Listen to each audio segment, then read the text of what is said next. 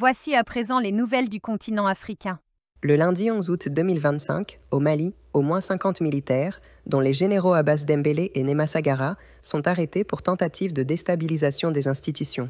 Ce même jour, au Soudan, plus de 40 civils sont tués et 19 blessés lors d'une attaque des forces de soutien rapide contre le camp de déplacés d'Abou Chouk, au Darfour Nord. Le mardi 12 août 2025, en Tunisie, le président Kais Saïd rencontre la chef du gouvernement Zahra Zafrani et appelle à une stricte application de la loi contre la corruption et à l'ouverture de dossiers sensibles. Le mercredi 13 août 2025, en Tanzanie, s'ouvre le procès pour haute trahison du chef de l'opposition Freeman Mbowe. Ce même jour, au Cameroun, le président français Emmanuel Macron reconnaît officiellement la répression menée par la France durant la guerre du Cameroun dans une lettre adressée au président Paul Biya.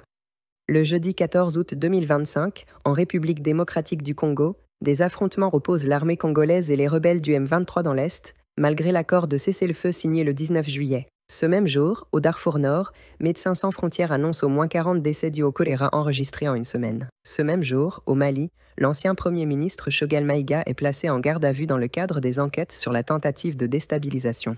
Le vendredi 15 août 2025, au Mali, des civils, des militaires, dont des généraux et 2 anciens premiers ministres, ainsi qu'un ressortissant français, sont arrêtés pour tentative de coup d'État. Ce même jour, un incident diplomatique oppose la République démocratique du Congo et l'Ouganda après des tweets du général Muhoozi Kainerugaba, chef de l'armée ougandaise, évoquant une annexion de territoire congolais.